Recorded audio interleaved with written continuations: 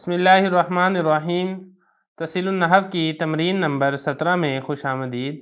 آج کی اس تمرین میں ہم ضمائر کی 5 قسمیں پڑھیں گے۔ دیکھیں تمرین نمبر 17 ہے ضمائر کی 5 قسمیں۔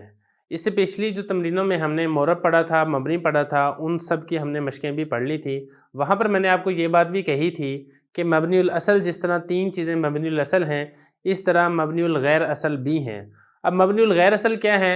وہ ہے اس میں غیر متمکن، یہ مبنی الغیر اصل ہے، یعنی یہ مبنی تو ہوتا ہے لیکن مبنی الاصل نہیں ہوتا، البتہ مبنی الاصل سے مشابہت کی وجہ سے یہ مبنی ہوتا ہے۔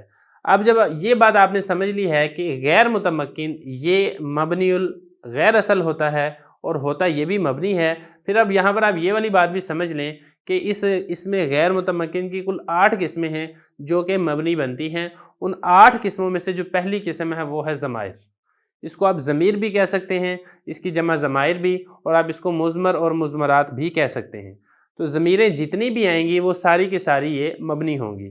اب ضمیر کی بنیادی طور پر آپ یہ چیز سمجھیں کہ ضمیر کی کل 5 قسمیں ہیں۔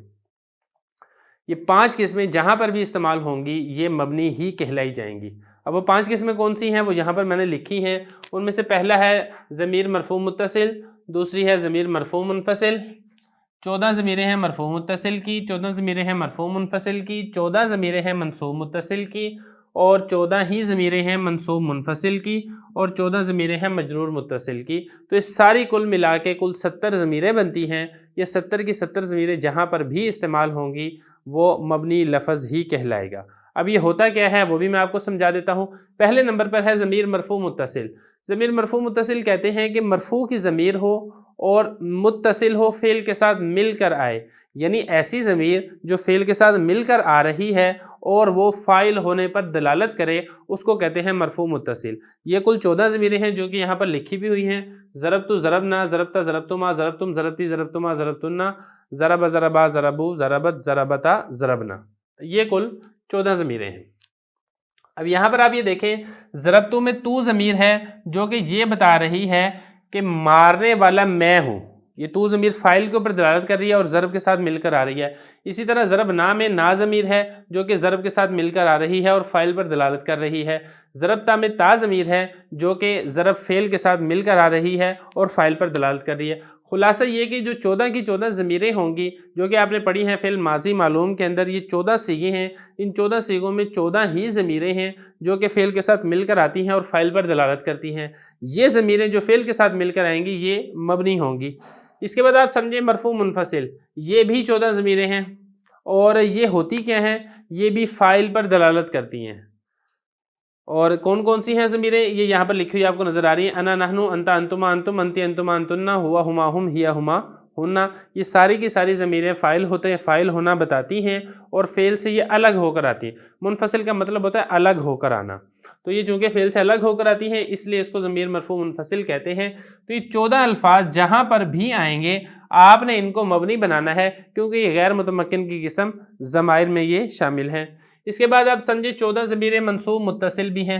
اب منصوب متصل کون سی ضمیریں ہوتی ہیں؟ دیکھیں منصوب متصل وہ ضمیریں ہیں جو فعل کے ساتھ مل کر آتی ہیں اور مفعول ہونے پر دلالت کرتی ہیں۔ منصوب کے مطلب وہ ضمیر جس کے اوپر نصب آئے، اور متصل کا مطلب جو فعل کے ساتھ مل کر آئے۔ کیسے یہ ضمیریں؟ یہ دیکھ لیں یہاں پر لکھی بھی ہوئی ہیں، ضربنی ضربنا۔ اب یہاں پر یا ضمیر ہے، اب یہ یا ضمیر ضرب سے مل کر آ رہی ہے اور یہ بتا رہی ہے کہ فعل یا ضمیر واحد متکلم پر واقع ہوا ہے، اور ضربنا میں نا ضمیر ہے جو کہ فعل کے ساتھ مل کر آ رہی ہے اور مفعول ہونا بتا رہی ہے۔ اسی طرح ضربکا میں کا ضمیر، ضربکما میں کما ضمیر، ضربکم میں کم ضمیر، ضربکی میں کی ضمیر، ضربکما میں کما ضمیر، ضربکنہ میں کنہ ضمیر۔ غرض یہ کہ ساری کے ساتھ جو آپ کو ضمیریں نظر آ رہی ہیں یہ مفعول ہونے پر دلالت کرتی ہیں اور فعل کے ساتھ مل کر آتی ہیں۔ یہ تمام ضمیریں بھی جہاں پر کلام عرب میں استعمال ہوں آپ آنکھیں بند کر کے آپ نے اس کو مبنی بنانا ہے کیونکہ یہ مبنی کی قسم اس میں غیر متمکن میں یہ شامل ہیں۔ منصوب متصل کے بعد آپ آگے سمجھیں ضمیر منصوب منفصل۔ یہ بالکل ویسے ہی ہے جیسا کہ ضمیر منصوب متصل ہے، فرق اس میں یہ ہے کہ وہاں پر ضمیر فعل کے ساتھ مل کر آتی تھی، یہاں پر ضمیر فعل سے جدا ہو کر آئے گی، اور یہ ہوگی یہ بھی مفعول ہی واقع ہوگی۔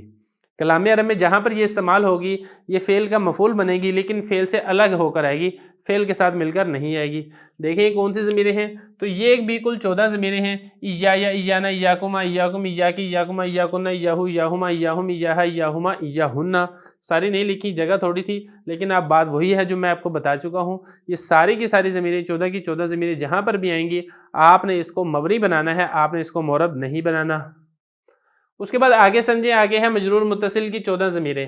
مجرور متصل کی ضمیر کون سی ہوتی ہے؟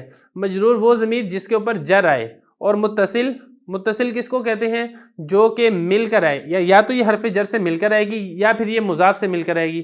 وہ کون کون سی ضمیریں ہیں وہ بھی یہاں پر لکھی ہوئی ہیں، لی لنا لکا لکما لکم۔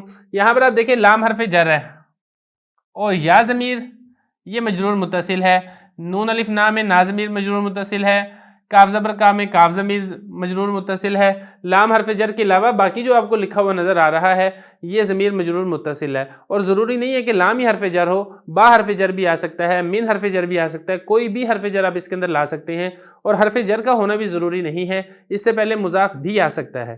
تو یہ ساری کی ساری ضمیریں چاہے مرفوع متصل ہو، چاہے مرفوع منفصل ہو، چاہے منصوب متصل ہو، چاہے منصوب منفصل ہو، چاہے مجرور متصل ہو، یہ تمام کی تمام ضمیریں جو کہ کل 70 ضمیریں ہیں، یہ اس میں غیر متمکن میں شامل ہیں، اور کلام عرب میں جہاں پر بھی آئیں گی یہ مبنی ہی کہلائی جائیں گی۔